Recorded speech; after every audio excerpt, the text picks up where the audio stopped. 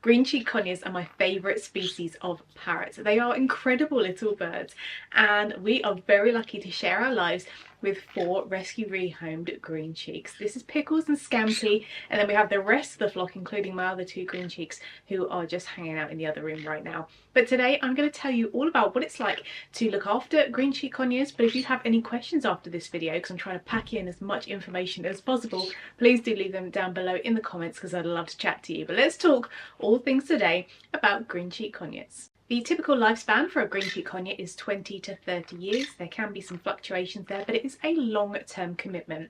Now, they have some really interesting behaviours and quirks that are somewhat unique to Green Cheek Conures. They are very cheeky and inquisitive, and this is of course a generality because every bird is an individual. So if you are seeing birds on social media, not every bird is going to act like them. They're all totally unique with their own wants and needs and likes and desires and personality traits as well. But generally speaking, I haven't met a green cheek who isn't very cheeky. They love to get up to all sorts of mischief and want to know exactly what you are up to as well. They also have a bit of a reputation for being nibbly, and that's because parrots do explore the world with their beaks. They are very beaky, and sometimes that can then escalate into biting. If they're trying to communicate with you and maybe you don't know how to listen to them, that can sometimes lead to biting. But know that parrots in general do tend to investigate the world with their beaks. You may also read online that green cheeks are one of the quieter species of parrot, and whilst that's true, that doesn't mean that they are quiet. They can be very loud when they want to be, if they are alarm calling, if they're flock calling for you, if they're just generally making a bit of a racket like they like to. So if you are looking for a quiet species of parrot, maybe parrots aren't the right type of animal to share your life with because they can absolutely be very loud. And another thing that's not just specific to Green Cheek Conures is they're very messy as well. They love to throw their food everywhere. They poop roughly every 15 minutes or so lots of poops. They molt, so their feathers will be replenished once or twice a year, so you'll have feathers everywhere. They'll be chewing their toys, there'll be toy parts everywhere. So again, if you're looking for the clean life, then green cheeks are definitely not an animal to share your life with because there is mess every day. The cleaning never ever stops.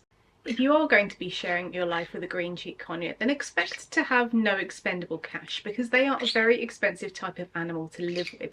Not only are you replenishing their toys regularly, buying them really high quality food for them, you need to get them lots of different supplies throughout their lifetime, and also avian vet bills are more expensive than dog and cat vet bills because they have to go through extra training and it's a specialist service. So anytime your bird needs to go to the vet, it's going to cost a lot of money. So there are lots of things to consider when it comes to having a parrot in your life, and the mess, the noise, the money and all those sorts of things are definitely some of the downsides to them. But there are a lot of awesome things. Like I mentioned, they're curious. Many of them, not all of them, but many of them may be a bit more cuddly than some of the others. She likes to kind of cuddle up here, you're so silly.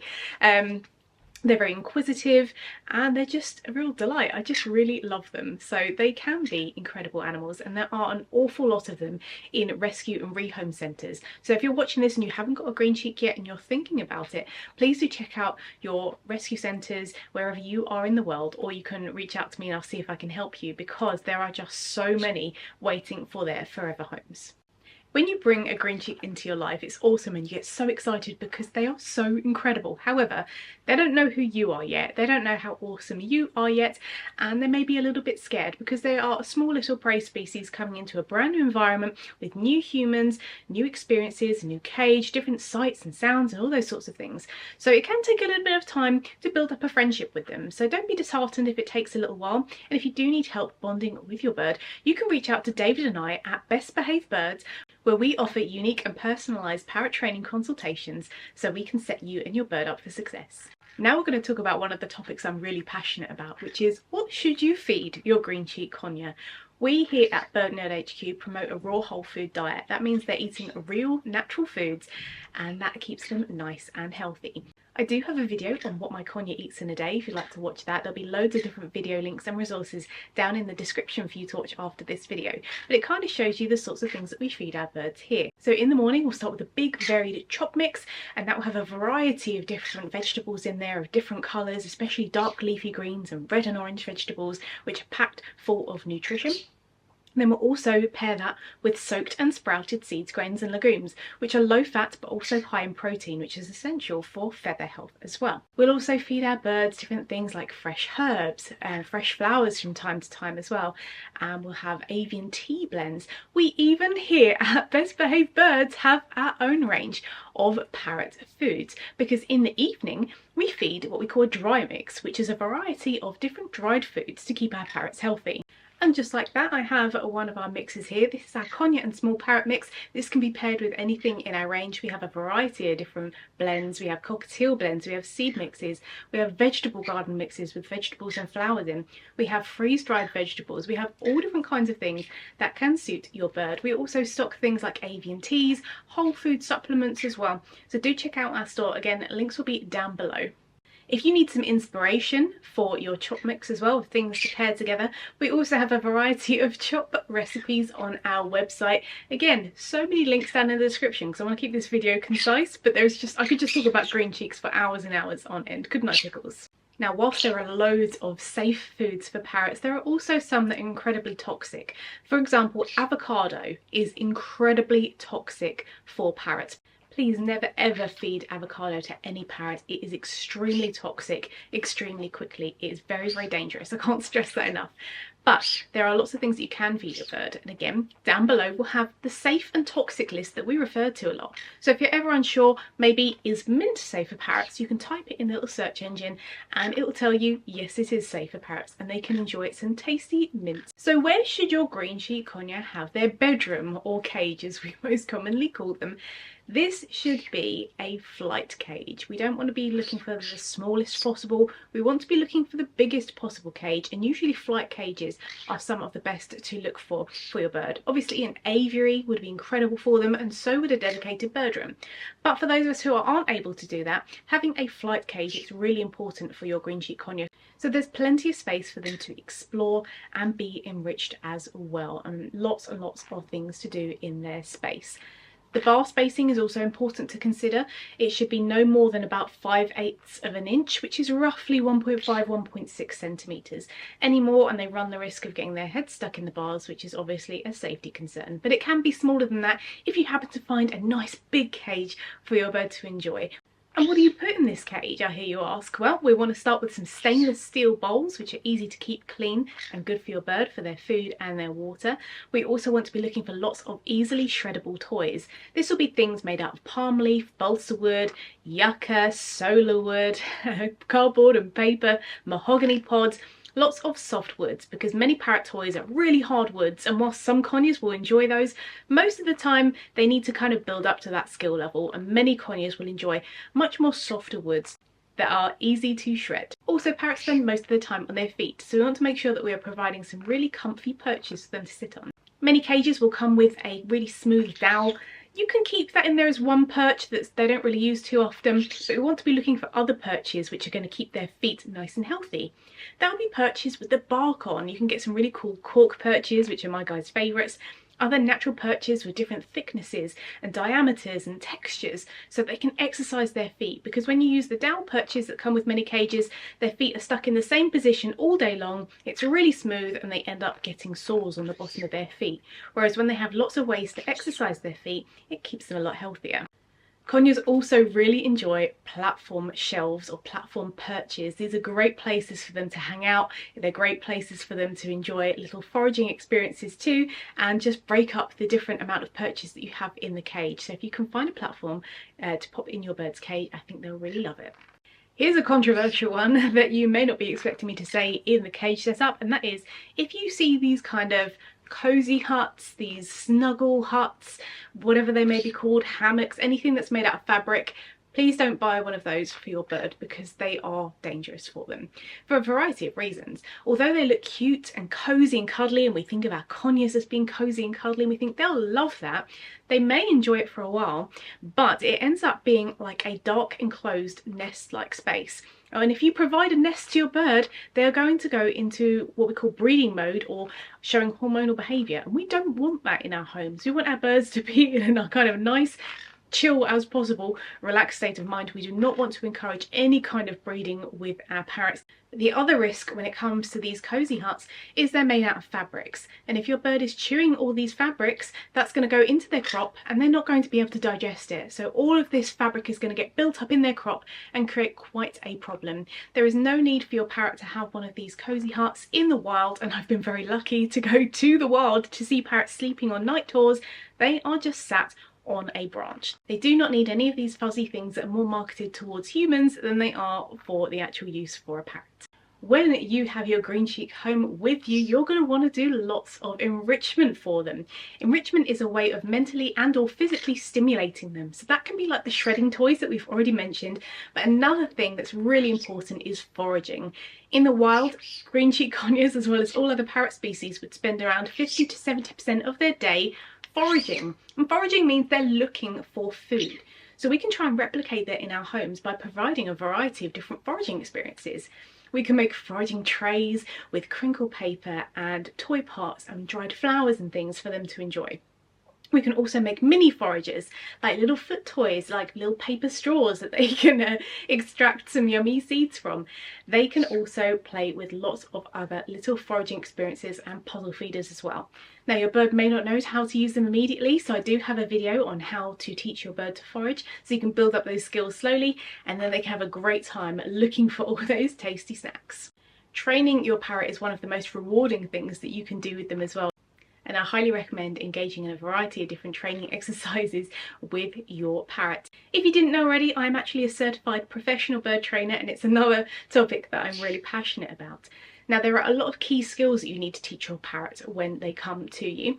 That is things like stepping up onto your hand voluntarily. We don't want to be pushing our hands into them so they have no choice but to step up to avoid the pressure. We want to be asking them, will you participate in this? And allow them to say yes. We also want to teach them to target train, which is really easy, really simple, but incredibly useful in terms of communicating with your parrot. It's a way of communicating in the same language.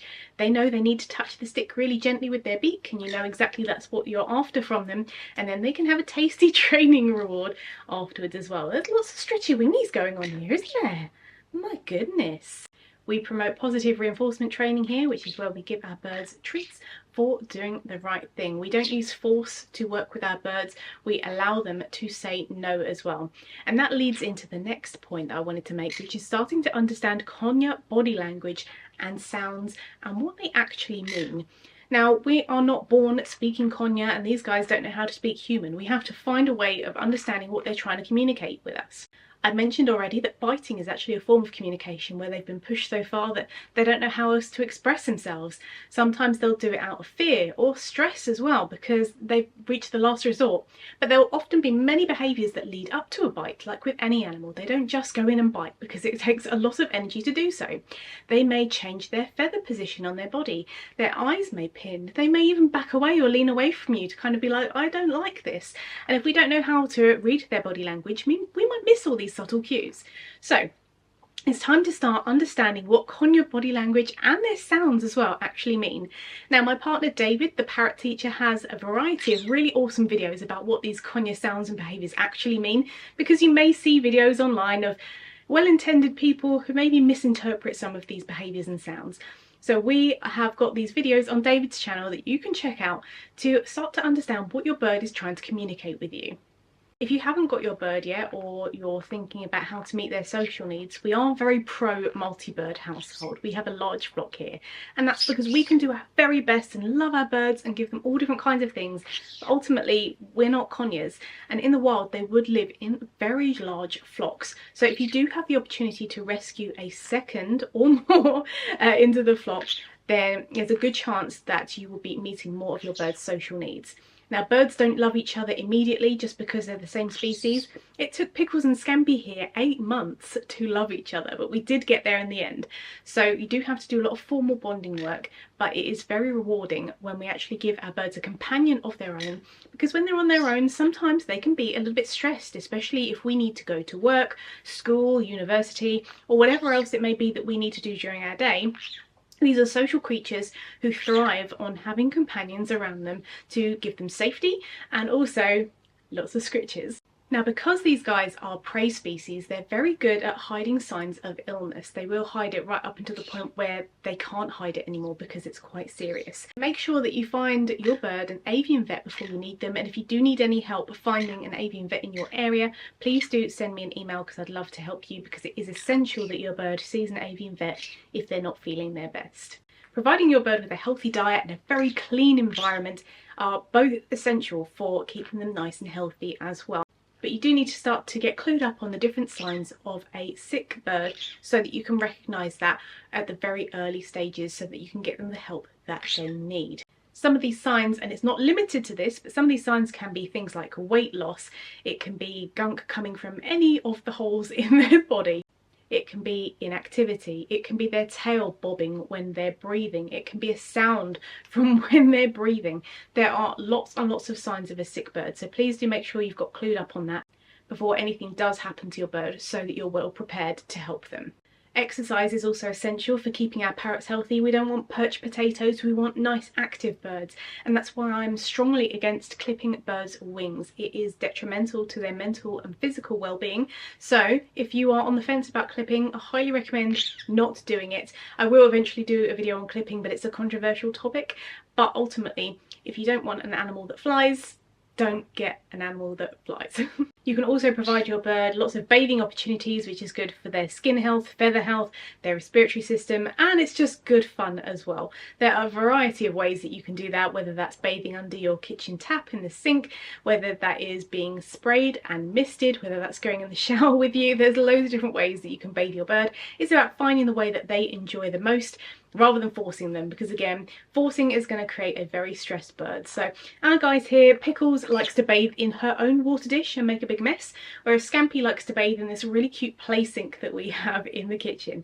So working out what works for your conure is really important. And when we have any kind of bird living in our home, we need to be really careful of the different dangers that they can be exposed to in our homes. I already mentioned that avocado is a big one. It's incredibly toxic incredibly quickly, so never give your bird avocado or have them in any vicinity to them.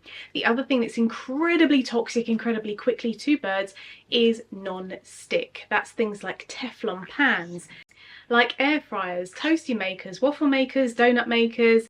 The inside of the bags that you pop popcorn in the microwave are also covered in a non-stick coating, which when heated is potentially very, very toxic to birds. There is no need to have any kind of non-stick cookware in your homes or anything like that when you have birds, because it doesn't take a lot for there to be a problem and it's very hard to bring them back from it. There are many hidden dangers in our homes. If you have a self-cleaning function on your oven, there's an extremely high likelihood that that is incredibly toxic to your birds. Things like ceiling fans, if you have those and you have them on when your bird is out flying, then there's a good chance they could fly into them and injure themselves. Open windows as well. If you're not communicating with people in your home and you open a window and your bird is out, then that is obviously a recipe for disaster. If you have dogs and cats, their saliva, their bites, their scratches are all also very dangerous to parrots, not only because of the size difference, but also because of the bacteria that live in their mouths as well. It's really, really dangerous. So I don't recommend having your bird interact with any kind of mammal, to be honest, because it is really quite a danger. And then you have the fact that parrots have a very efficient respiratory system, which is great for flight and for exercise, but it's terrible for living in our homes when we have lots of artificial chemicals and scents going around. So if you share your life with a parrot, then unfortunately you're not able to have things like candles, wax melts, air fresheners, diffusers, strong perfumes and things like that. Anything aerosol as well is very dangerous. You can't use typical household cleaners as well, because they are also toxic to birds, whether they breathe in the smells or it's used around them.